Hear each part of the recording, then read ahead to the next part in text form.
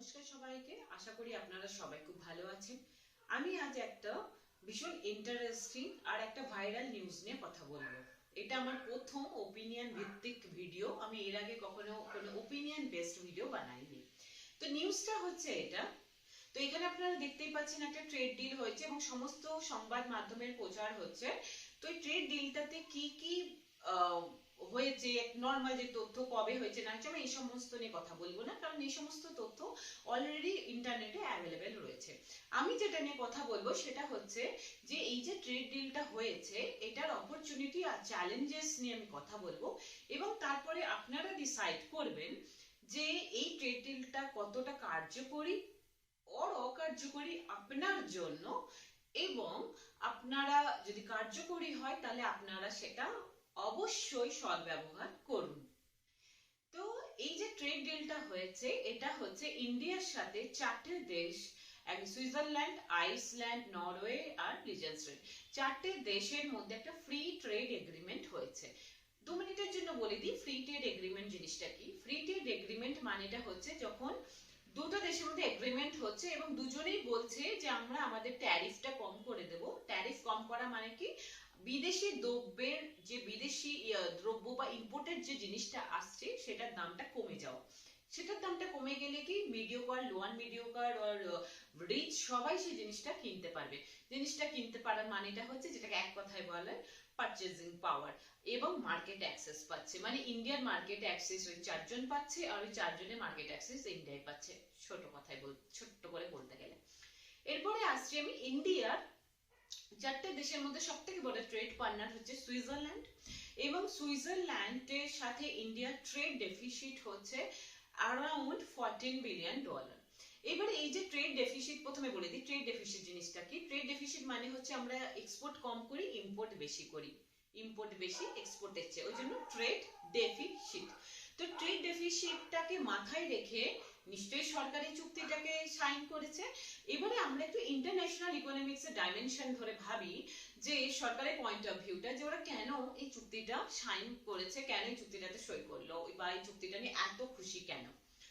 Step 1 আমি already বললাম, যখন এই ট্যারিফ কমে যাবে বা ট্যারিফ জিরো করে দেবে ইয়া রিডিউস করে দেবে, তখন সেই বিদেশি জিনিসটার দামটা কমে যাবে। বা সুইজারল্যান্ডকে আমি ধরে নিচ্ছি, সুইজারল্যান্ড থেকে আমরা ইম্পোর্ট করছি machinery, pharmaceutical, Swiss watch, chocolate etcetera etcetera.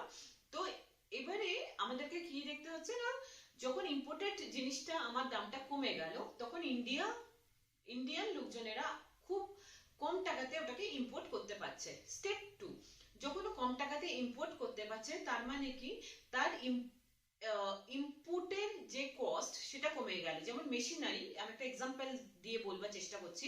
একটা মেশিনারি সে সুইজারল্যান্ড থেকে ইম্পোর্ট করছে, কেন? সেই মেশিনারিটা ইউজ করে ও হয়তো এমন কিছু জিনিস তৈরি করছে যেটা আবারও এক্সপোর্ট করছে। এবারে এইভাবে দেখতে হবে, হয়তো ইন্ডিয়াতে যে মেশিনারিটা অ্যাভেলেবেল রয়েছে সেই মেশিনারিটা দিয়ে সেম টাইম সেম ইনপুটে যদি 10টা প্রোডাক্ট তৈরি করে, আর সেই জায়গাতে যদি সুইজারল্যান্ড থেকে ইম্পোর্ট করা মেশিনটা দিয়ে সেই ইনপুট দিয়ে সেই টাইমে যদি 40টা প্রোডাক্ট তৈরি করে, তার মানে কি হচ্ছে, তার প্রোডাকশন বেশি হচ্ছে। মোর প্রোডাকশন মোর এক্সপোর্ট, যখন ওর প্রোডাকশন বেশি হবে তখন ও বেশি অর্ডার উঠাবে, বেশি এক্সপোর্ট করবে। এই জিনিসটাকে চিন্তা করে সরকারের কথা হচ্ছে সেই এক্সপোর্টটা বাড়ানোর একটা ফিল্ড পাবে, একটা অপরচুনিটি তাকে দেওয়া হবে। নিশ্চয়ই এটাকে আমিও মানি যে হ্যাঁ, তার একটা অপরচুনিটি পাবে। কিন্তু আমাদের এবারে কিছু জিনিস ভাবতে হবে। প্রথমে আমাদের ভাবতে হবে যে আমরা তখনই এক্সপোর্ট করতে পারবো যখন সুইজারল্যান্ডে আমাদের জিনিসটা ডিমান্ড রয়েছে। আমরা যে প্রোডাক্টটা এক্সপোর্ট করতে চাইছি তার ডিমান্ড সুইজারল্যান্ডে রয়েছে।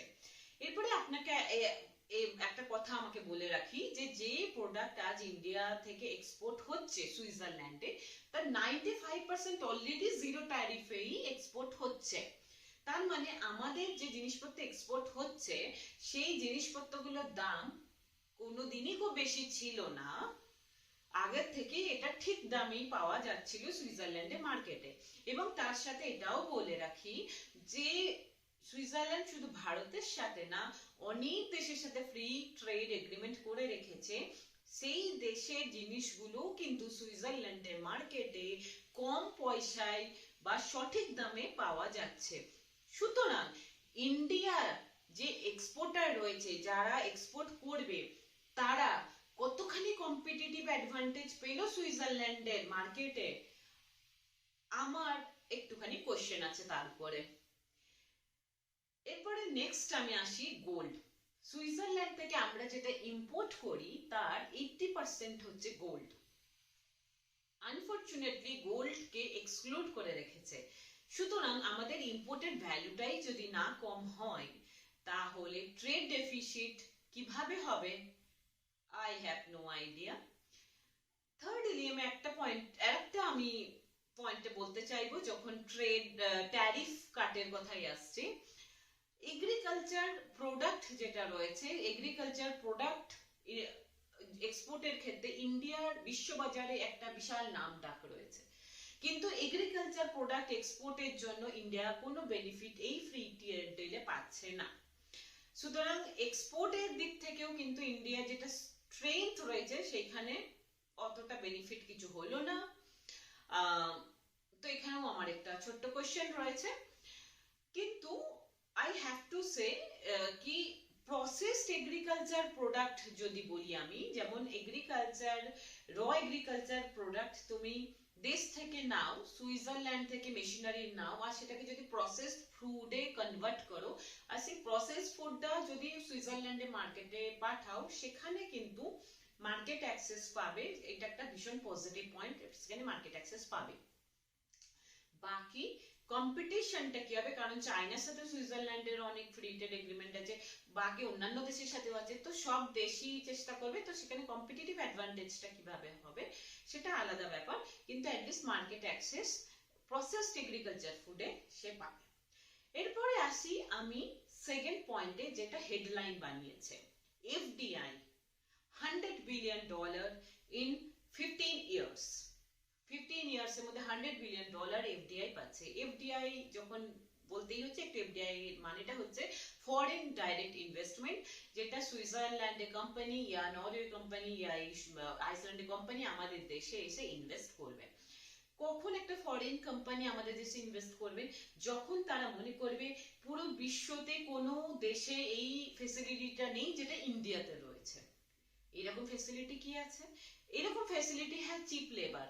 ইন্ডিয়াতে পপুলেশন অনেক বেশি, চিপ লেবার, ঠিক আছে, কিন্তু এখানে আটকে যাচ্ছে একটা কোশ্চেনে। সাপোজ আপনি মনে করুন সুইজারল্যান্ডের কোনো কোম্পানি হয়তো এখানে ম্যানুফ্যাকচারিং প্লান্ট করছে, ঠিক আছে, ম্যানুফ্যাকচারিং প্লান্ট করছে, খুব ভালো কথা, এখানে চিপ লেবার পাবে, আমাদের দেশে জব ক্রিয়েশন হবে, পজিটিভ পয়েন্ট, জব ক্রিয়েশন হবে।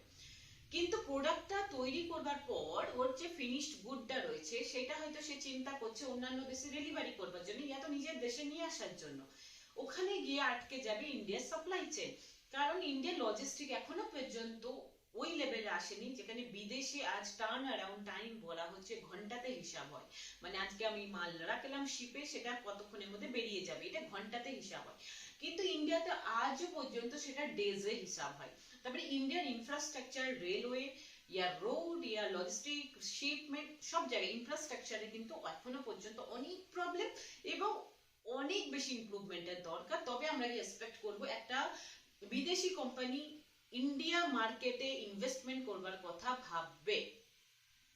তো যাই হোক, এটা হয়ে গেল আমার সেকেন্ড পয়েন্ট। থার্ডে আসি আমি, সেটা হচ্ছে যে যখন এফটিএ ক্লেম ইয়া এফটিএ এর অপরচুনিটি নিতে হবে এক্সপোর্টার, যখন সেটা সে সুযোগের সদ্ব্যবহার করতে চাইবে, তখন তাকে রুলস অফ অরিজিন ফলো করতে হবে। রুলস অফ অরিজিন মানে কি? মানে এটা দেখাতে হবে যে যে প্রোডাক্টটা সে এক্সপোর্ট করছে সেটার অরিজিন ইন্ডিয়াতেই। As per this trade deal, 90% of the product, 90% of the product originate হতে হবে ইন্ডিয়াতে, 10% তুমি এদিক ওদিক থেকে নিতে পারো। এবারে এটা যেটা সার্টিফাই করবে সেটার জন্য প্রপার অথরিটি রয়েছে। এবার এখানে আমি একটা রিসার্চ পেপার দেখাতে চাই, যেখানে আইআইএম আহমেদাবাদের প্রফেসর বলছে যে ম্যাক্সিমাম টাইমে এক্সপোর্টার ইম্পোর্টার অপরচুনিটি নিতেই পারে না, এটাকে ইউজই করতে পারে না বেনিফিট। কেন? কারণ সেখানে স্ট্রিক্ট কমপ্লায়েন্স, প্রচুর খরচা, সার্টিফিকেট ইস্যু করবার জন্য প্রচুর খরচা নেয় চার্টার অ্যাকাউন্টেরা, এরপরে একটা অন্যতম কারণ হচ্ছে এক্সপোর্টার ইম্পোর্টার সচেতন নয়, তাই জন্য আমার ভিডিওটা বানানো, তারা সচেতনতার অভাব। তো এই সমস্ত কারণের জন্য সার্টিফিকেট অরিজিন ঠিকঠাক করে পেশ করতে পারে না, তার জন্য তার বেনিফিটটা নিতে পারে না এফটিএ। যাই হোক, ভিডিওটা শেষ করবার আগে আমি একটা বোনাস ইনফরমেশন দিতে চাইবো, সেটা হচ্ছে এই যে ওয়েবসাইটটা রয়েছে, এই ওয়েবসাইটটাতে সার্টিফিকেট অফ অরিজিন রিলেটেড যাবতীয় তথ্য আপনারা এখানে পাবেন। সুতরাং এই ওয়েবসাইটটাকে খেয়াল রাখবেন যে এখানে সমস্ত সার্টিফিকেট অফ অরিজিন রিলেটেড সমস্ত তথ্য আপনারা দেখবেন এবং সেটার অপরচুনিটিটা অবশ্যই ব্যবহার করবার চেষ্টা করবেন। তো এই হলো আমার অ্যানালিসিস, এবং এরপরে আমি জানতে চাইবো আপনাদের কাছে আপনাদের কি মতামত এই ট্রেড ডিলের উপরে, কতটা কার্যকরী হবে বলে আপনার মনে হচ্ছে, আর কোনখানে আরো ইমপ্রুভমেন্টের দরকার সেটাও আপনি কমেন্টে লিখে জানাবেন। আজকের মতো বাই।